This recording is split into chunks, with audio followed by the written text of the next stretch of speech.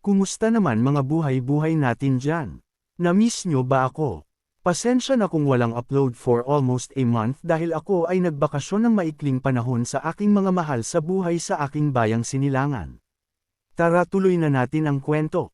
Pero bago pala yun ay nais ko magpasalamat sa mga patuloy na nag-aabang dito sa aking mumunting channel. Solid kayo mga idol. Salamat. Let's go. Sa pagpapatuloy ng ating kwento, makikita na pinagmamasdan ng dalawa ang lugar na kanilang ire-renovate.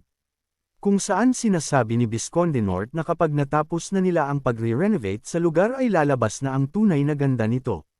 Dito ay nagtanong si Visconde North kung bakit ginawa ng Diyos ang tao na kawangis nito. Di na nagsalita si Lloyd kaya sinabi ni Visconde North na ito ay dahil sa ability na makagawa ng isang bagay na kakayahan na Diyos lang ang meron. Ang paglikha ng isang bagay na mula sa wala. Dagdag pa ng Visconde na gagawin niyang maganda ang garden na pinapagawa sa kanila at pagkatapos ay ituturing ang sarili na parang isang Diyos. Tila namamangha naman si Lloyd habang patuloy na nakikinig sa mga sinasabi ng Visconde. Pero biglang palitan niyo sa malademonyong itsura ang ating bida. Habang sinasabi na, sasamantalahin niya ang pagkakataong ito para mapakinabangan ang Visconde at dito niya rin iaasa ang lahat ng trabaho. At dito ay paalis na ang Visconde para dumalo sa special na pagpupulong at sinabi kay Lloyd na, dahil sa wala kang alam sa trabaho na ito. Mas mabuti na wag ka nalang manggialam. Sabay tawa ng Visconde, pero si Lloyd ay pakumbaba na humingi ng paumanhin dahil sa kanyang kakulangan sa kaalaman sa trabaho pero sinabi niya na magsisikap siya para maka-attend din sa mga special na meeting gaya ng Visconde. At masayang umalis ang Visconde habang pasayaw-sayaw pa. At dito ay napangiti ang ating bida at sinabi na walang oras para maupo at maghintay lang. Kaya tinawag niya ang kanyang mga summon na sila, Pudong, Banggol, Hamang, Joming Tamad at si Bibiong. At sila ay nagsimula na maglaro. A wild Bibiong appeared sabi ni Lloyd. Sabay utos kay Pudong ng Pudong Thunderbolt, at umakting naman si Bibiong na tila na kuryente. Samantala habang naglalaro ang mga mag-amo, ay makikita na mabilis naman na tumatakbo si Javier papalapit sa kinaroroonan ng ating bida. Pero ganun pa man ay patuloy pa rin si Lloyd sa pakikipaglaro sa kanyang mga summon. At makikita na enjoy ang ungas nating bida sa ginagawa habang sinasabi na napakasaya ng ganitong buhay, pero naputol ang kasiyahan nang biglang dumating si Javier. At sinabi kay Lloyd na ang Reyna ay paparating at papunta ito sa kinalalagyan nila. Kaya mabilis na naglatag ng lamesa at inilabas ang mga dokumento at naupo na tila hirap na hirap sa kanyang ginagawa. Pagdating ng Reyna ay mabilis na nagpatira pa ang ating bida para magbigay galang at bumati sa pagdating nito. Nagtanong ang Reyna at sinabi kung naglalaro lang si Lloyd dito sa lugar na ito. Kaya medyo pinagpawisan ang ating bida. Sinabi ng Reyna kung ginagawa bang tanga ni Lloyd si Visconde North pero sinabi rin ng Reyna na, ang commoner ay hindi basta-basta nagiging Visconde kahit pa magaling ito sa kanyang ginagawa. At dito ay tuluyan ng tumutulo ang pawis ng ating bida habang iniisip kung nagsumbong ba ang Visconde sa Reyna. At dito ay nagkaroon ng flashback kung saan nagre-report si Visconde North kay Reyna Alicia.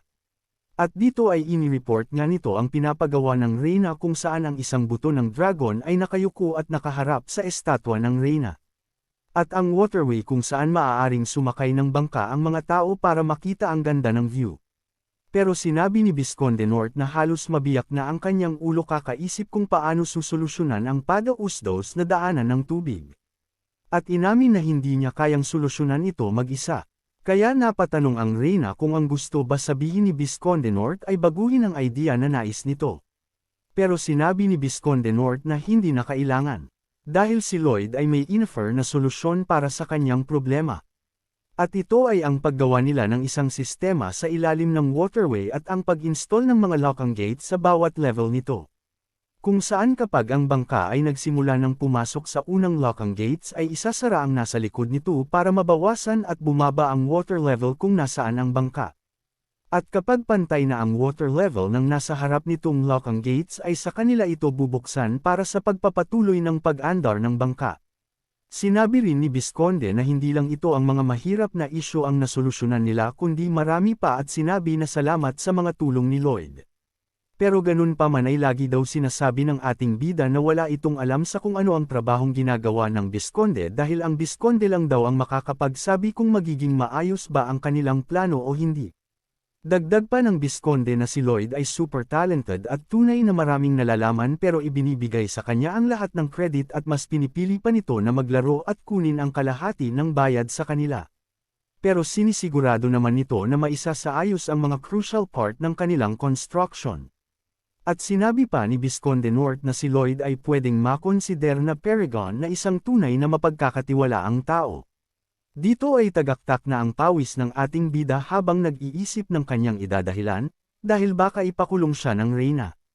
Pero pinatayo nga lang ito ng Reyna at tinitigan si Lloyd habang dahan-dahan na inaangat ni Lloyd ang kanyang ulo na may halong kaba. Pero nakangiti nga lang na sinabi ng Reyna na labis itong natutuwa sa mga ikan-ikilos ng ating bida. At sinabi na gawin lang nito kung ano ang nais niyang gawin. Tila nakahinga ng maluwag si Lloyd habang pinagmamasdan ang papalayo na si Queen Alicia.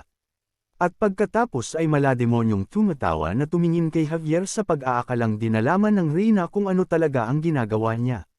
Pero sinabihan lang siya ni Javier na napakabagal niyang mag-isip para sabihing hindi alam ng Reyna ang mga pinaggagawa niya. Dumating ang taglamig na klima ay nagpatuloy pa rin ang kanilang proyekto sa hardin ng Reyna nang walang hinto. Habang si Lloyd naman ay hindi rin nagpapahinga sa kanyang pakikipaglaro sa kanyang mga alaga.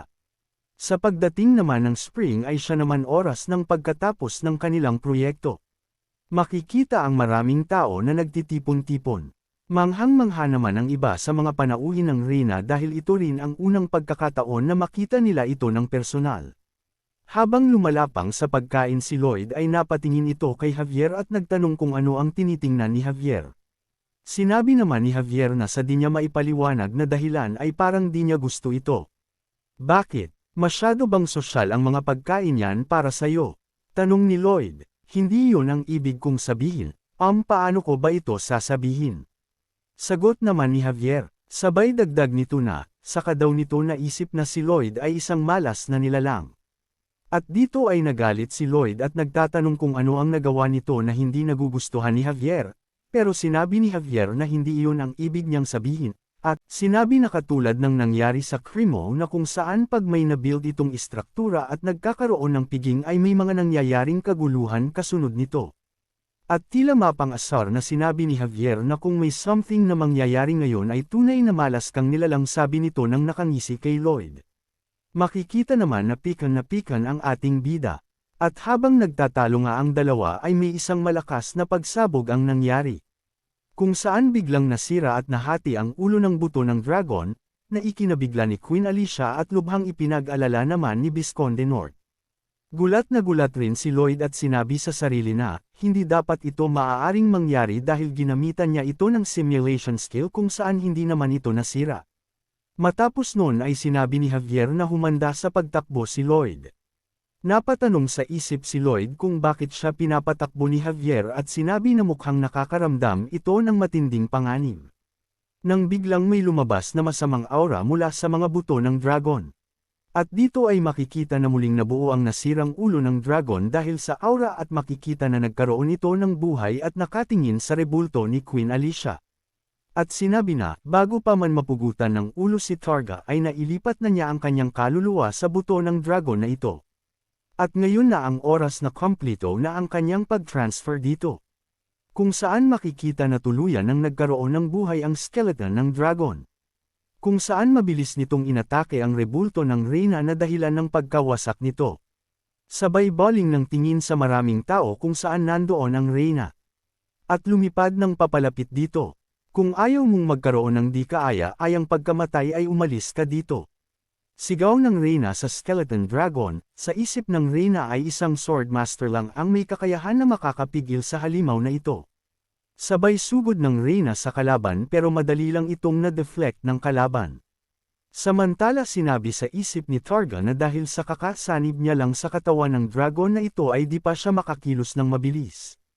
Pero ayos lang daw yun dahil parang mga langgam lang naman ang lahat ng tao dito. Dito ay iniisip ng Reyna na di nila kayang labanan sa pamamagitan ng lakas ang dragon.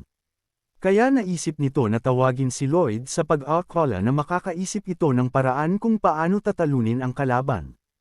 Pero paglingon niya ay nakita niya na mabilis na kumakaripas ng takbo si Lloyd papalayo sa nangyayaring kaguluhan. Kaya tila nawala sa ulirat ang reyna, pero muli itong sumigaw at sa pagkakataong ito ay tinawag niya si Javier.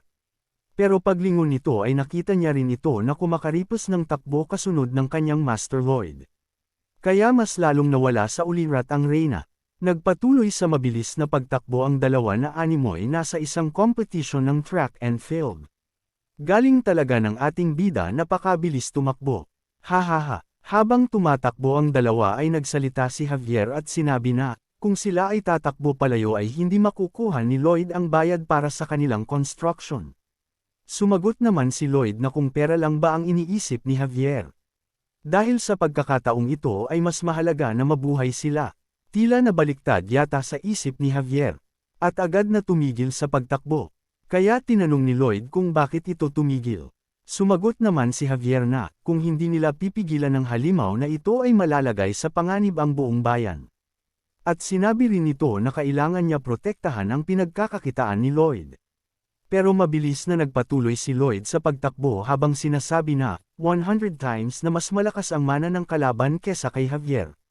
Kaya nasabi na lang ni Javier na, sige tumakbo ka sa bilis na kaya mo. Pipigilan ko ang kalaban na ito kahit pa ikamatay ko.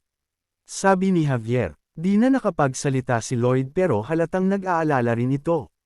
Samantala patuloy sa pag-atake ang Skeleton Dragon sa reyna pero nagagawa naman nito na makaiwas. Pero dahil sa lakas ng mga atake ng kalaban ay nahihirapan ang reyna, nang malapit na itong matamaan ng atake mula sa dragon ay siya namang pagbalik ni Javier. Gamit ang Aura Sword ay inatake nito ang dragon na naging dahilan para dituluyang matamaan ang reyna sa atakeng ginagawa ng dragon. At pagkatapos ay natuon naman ang atensyon ng dragon kay Javier kaya ito naman ang kanyang inatake. Nagagawa naman na maiwasan ni Javier ang mga atake ng kalaban at sinasabi sa isip na, hindi ganun ka-accurate ang mga atake ng dragon pero kapag siya ay nataman siguradong may kalalagyan siya. Tila namamangha naman ang reyna sa nakikita, nang muling umatake si Javier na direktang tumama sa kalaban, pero tila bakal sa tigas ang katawan nito kaya parang di man lang ito nagalusan, at bumuelo ang dragon na ito para lumipad, at mabilis na inatake ang tumatakbo na sina Javier at Queen Alicia. Sa isang banda naman ay makikita si Bibiong na may hawak na red sunflower kung saan gigil na ibinato ito ni Lloyd na nakasakay sa likod ni Goming Tamad. Pagkakain ng sunflower ay dahan-dahan na lumaki si Bibiong kung saan diretso bagsak nito sa likod ng dragon, na makikita na nasaktan ang kalaban sa ginawa na yun ni Bibiong, at pagkatapos ay mabilis nilang tinulungan si Javier at Queen Alicia. Nagtataka naman si Targa kung ano ang bagay na yun. Dahil pagkatapos ng ginawa na atake ni Bibiong ay bumalik din agad ito sa normal niyang size, habang nasa ere ay iniutos ni Lloyd kay Goming na gumamit ng Dawn Blast, pero tila nahihiya si Goming dahil marami daw ang nanunood, kaya pinaghahampas ito ni Pudong, kaya ayon nagpupo na si Goming Tamad sakto sa katawan ng Skeleton Dragon, tila nainsulto naman si Targa sa ginawang yun ni Goming kaya mas lalo itong nagwala sa galit, dahil dito ay nagtanong si Queen Alicia kay Lloyd kung ano ang pinaplano nito. Na sinagot naman ng ating bida na, it's either go big or go home, at sila ay mabilis na lumipad ng pagkataas-taas at sinabi ni Lloyd na dadalhin niya ito sa isang tao na mas malakas kesa sa halimaw na ito para lumaban, ang Dragon King. At dito na muna natin tatapusin ang chapter na ito. Kung nagustuhan mo ay huwag ka na mag-atubili na mag-like at mag-comment dyan sa ibaba. Maraming salamat ulit sa patuloy na pagsubaybay. See you on the next one.